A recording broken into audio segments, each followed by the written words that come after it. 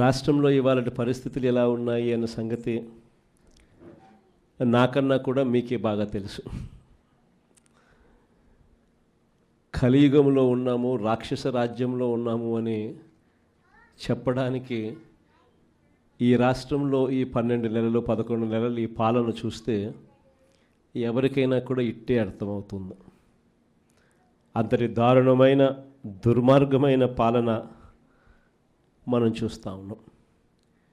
ఇలాంటి పరిస్థితుల్లో ఇలాంటి రెడ్ బుక్ పాలన జరుగుతూ ఉన్న, రాక్షసులు పరిపాలన చేస్తూ ఉన్న ఈ పాలనలో తెగువ చూపించి నిబద్ధతతో నిలబడి విలువలకు విశ్వసనీయతకు పెద్దపీట వేస్తూ రాజకీయాలంటే అయ్యా చంద్రబాబు నీ మాదిరిగా చేయడం రాజకీయాలు కాదు, ఎంపీటీసీలమైన కౌన్సిలర్లమైన మమ్మల్ని చూసి నేర్చుకో, ఇది రాజకీయం అంటే అని చెప్పి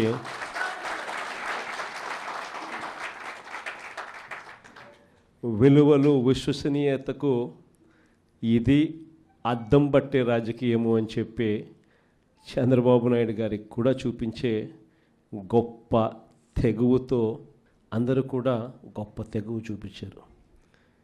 మీ అందరి తెగువకు, విలువల పట్ల, విశ్వసనీయత పట్ల మీరు చూపించిన నిబద్ధతకు మీ అందరికీ కూడా హ్యాట్స్ ఆఫ్ తెలియజేస్తాను.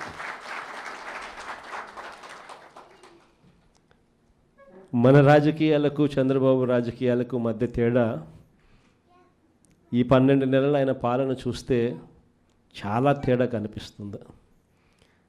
అసలు రాజకీయాలు అన్నది ఒకవైపున మనల్ని చూసినప్పుడు రాజకీయాలు అటువైపున కనిపిస్తాయి. ఈ 12 నెలలు చంద్రబాబు నాయుడు రాజకీయాలు చూసినప్పుడు రాజకీయాలు ఇటువైపున కనిపిస్తాయి. ఇద్దరి మధ్య తేడా అంత ప్రస్ఫుటంగా కనిపిస్తూ ఉంది. మనమేమో మన రాజకీయ జీవితం అంతా కూడా, మన ప్రస్థానం అంతా కూడా ఎప్పుడూ కూడా ప్రజలు మనకు అధికారం ఇస్తేనే మనం తీసుకున్నాం. దొడ్డిదారిన వెన్నుపోట్లతోనూ మోసాలు చేసి ఏ రోజు కూడా మనం రాజకీయాలు చేయలేదు. మరోవైపున చంద్రబాబు నాయుడు చూస్తే ఆయన ప్రస్థానం అంతా కూడా స్టార్టింగే వెన్నుపోట్లతోనే స్టార్టింగ్. అక్కడి నుంచి మొదలు పెడితే ఆయన ప్రస్థానం సొంత కూతుర్నిచ్చిన మామను ఎన్టీ రామారావు గారిని వెన్నుపోటు పడడం దగ్గర నుంచి మొదలు పెడితే, ఆ తర్వాత అధికారం కోసం ప్రజలను ఒకసారి కాదు, 2 సార్లు కాదు, ఎప్పుడూ ఆయన జీవితం అంతా కూడా ప్రజలను కూడా వెన్నుపోట్లు పొడుస్తూనే ఆయన రాజకీయాలు సాగిస్తూ వచ్చాడు. ఆశ్చర్యం కలిగించే విధంగా ఇద్దరి మధ్య తేడా కనిపిస్తుంది. కుప్పం మున్సిపాలిటీ నిజంగా ఆశ్చర్యం కలిగించే మున్సిపాలిటీ. చంద్రబాబు నాయుడు గారు ముఖ్యమంత్రి కాకమునుపు ఇక్కడ ప్రజాస్వామ్యబద్ధంగా ఎన్నికలు జరిగితే ప్రజలు ఓట్లు వేస్తే ఈ కుప్పం మున్సిపాలిటీలో 25 వార్డులకు గాను వైఎస్ఆర్సీపీ 19 గెలిచింది. తెలుగుదేశం పార్టీ గెలిచింది కేవలం 6. మరి తెలుగుదేశం పార్టీ గెలిచింది కేవలం 6 అయితే 25లో 19 వైఎస్ఆర్ కాంగ్రెస్ పార్టీ తరపున ప్రజలు ఓట్లేసి వైఎస్ఆర్ కాంగ్రెస్ పార్టీని గెలిపించిన పరిస్థితులు ఉంటే మరి మున్సిపల్ చైర్మన్ ఎవరు కావాలి? వైఎస్ఆర్ కాంగ్రెసే పార్టీ తరపు నుంచే కావాలి కదా. కానీ అక్కడ కూడా దౌర్జన్యాలు, ఏ స్థాయిలోకి దౌర్జన్యాలు ఉన్నాయి అని అంటే ఏకంగా బెదిరించి మున్సిపల్ చైర్మన్ రాజీనామా చేయించి వాళ్ళ దగ్గర వాళ్ళ పార్టీలోకి తీసుకోవడం, అంతటితో కూడా ఆగిపోవడం లేదు. చంద్రబాబు నాయుడు స్వయంగా ఇది కుప్పము, నా మున్సిపాలిటీ, నేను ముఖ్యమంత్రి, నేను రాక్షస సామ్రాజ్యానికి రాజుని, నేను ఒక రాక్షసుడిని, నా కుప్పం నియోజకవర్గంలోనే ఎలా రాక్షస పాలన చేయాలో నేను నేర్పుతాను, రాష్ట్రం అంతా కూడా తెలుగుదేశం వాళ్ళంతా కూడా ఇలానే రాక్షస పాలన చేయండి అని చెప్పి ఇక్కడి నుంచి సంకేతం ఇస్తున్నాడు. ఇచ్చి బలవంతంగా ఈ మున్సిపల్ చైర్పర్సన్ పోస్టు కూడా వీళ్ళే తీసుకున్నారు. నిజంగా ఆశ్చర్యం అనిపిస్తుంది. 6 గెలిచిన మీరు, 19 గెలిచిన మేము. అయినా ఈ కుప్పం మున్సిపాలిటీలో మీరే చైర్మన్ అని చెప్పి మీరంతకు మీరే చెప్పుకుంటూ మీరంతకు మీరే ఒక్కొక్కరికి 50 లక్షలు. ముఖ్యమంత్రిగా ఉన్నావు, నువ్వు చేయాల్సిన పని ఇదే. ప్రజాస్వామ్యం అంటే ఏమిటి అని చెప్పి ప్రజలకు నువ్వు అద్దం పెట్టి చూపించాలి. ప్రజాస్వామ్యం, కాన్స్టిట్యూషన్ ఇది, నేను దానికి రిప్రజెంటేటివ్, నేను ముఖ్యమంత్రిని. కాన్స్టిట్యూషన్ అనేది ఒక బైబిల్ లాంటిది, ఒక ఖురాన్ లాంటిది, ఒక భగవద్గీత లాంటిది. ప్రతి రాజకీయ నాయకుడు ప్రమాణం చేసేటప్పుడు కూడా చెప్తాడు, కాన్స్టిట్యూషన్కి నేను లోబడి ఉంటాను అని కూడా ప్రమాణం చేసి కూడా చెప్తారు. కానీ ముఖ్యమంత్రి అయిన తర్వాత ఆయనే దగ్గరుండి కాన్స్టిట్యూషన్ను తగలబెడతా ఉన్నాడు.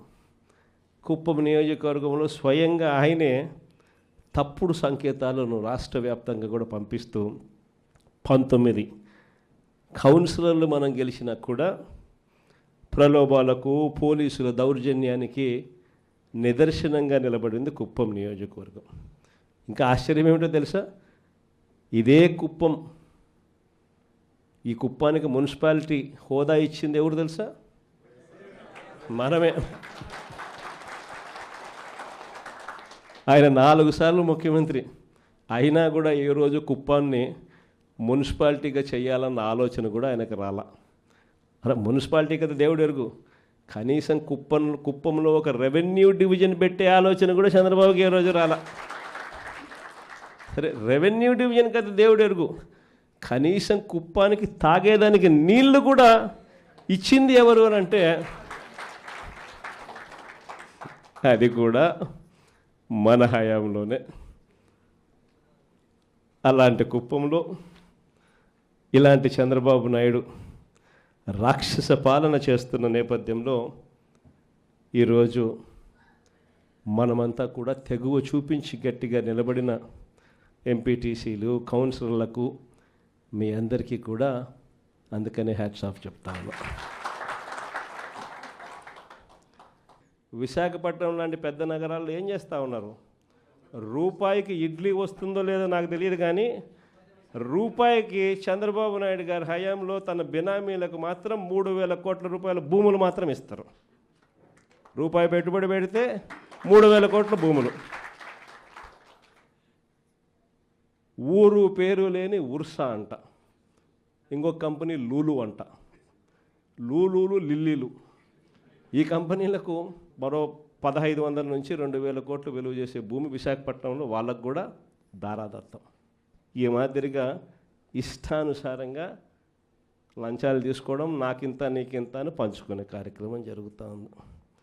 మొట్టమొదటిసారిగా మొబిలైజేషన్ అడ్వాన్స్ అనేది మనం తీసేస్తే మొబిలైజేషన్ అడ్వాన్స్ ఈయన అదే పనిగా తీసుకొచ్చినాడు. మనం రివర్స్ టెండరింగ్ మనం తెస్తే ఈయన రివర్స్ టెండరింగ్ క్యాన్సిల్ చేసినాడు. మనం జ్యుడిషియల్ ప్రివ్యూని మనం తీసుకొస్తే జ్యుడిషియల్ ప్రివ్యూని ఈయన క్యాన్సిల్ చేసినాడు. చేసి కాంట్రాక్టర్లు రింగ్ ఫామ్ అవుతున్నారు, ఇష్టం వచ్చిన రేట్లను పెంచేస్తున్నారు, పెంచిన రేట్లకు వేస్తున్నారు.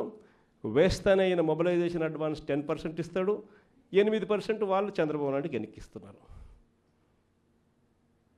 డబ్బు ఈయన వాళ్ళకి ఇవ్వడం, ఈయన మొబిలైజేషన్ అడ్వాన్స్ కింద 10% వాళ్ళకి ఇస్తే ఈయన 8% తిరిగి ఎన్నికిస్తున్నారు ఈయన జోబిలీకి.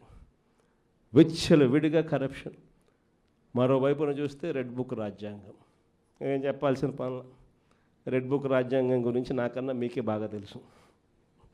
ఏ రకంగా పోలీసులను వాచ్మెన్ల కన్నా దారుణంగా వాడుకుంటూ ఏ రకంగా రెడ్ బుక్ రాజ్యాంగం నడిపిస్తూ ఉన్నారు. ఇంతటి దారుణమైన పాలన సాగిస్తూ ఉన్నప్పుడు ఇలాంటి దుర్మార్గం ఎక్కువ రోజు నిలబడదు. ఈరోజు ఒకటే మీ అందరికీ కూడా చెప్తా ఉన్నా, ఇంతకుముందు హయాంలో మన హయాంలో బహుశా కార్యకర్తలకు నేను అనుకున్న మేరకు నేను చేయలేకపోయి ఉండొచ్చు. ఎందుకంటే నేను వస్తూనే కోవిడ్ వచ్చింది.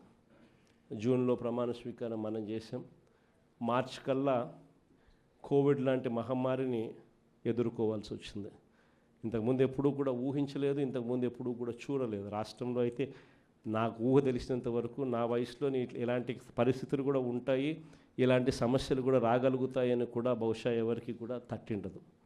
కానీ ఈసారి మాత్రం మీ అందరికీ చెప్తా ఉన్నా, ఈసారి మీ జగన్, మీ బిడ్డ మీరు పడతా ఉన్న కష్టాలను చూశాడు, మీరు చూపిస్తూ ఉన్న తెగువను కూడా మీ బిడ్డ జగన్ చూశాడు. మీ అందరికీ మాట చెప్తా ఉన్నా, నెక్స్ట్ జగన్ 2లో మాత్రం కార్యకర్తలకు పెద్దపీట వేస్తాను అని మాత్రం ఖచ్చితంగా చెప్తాను.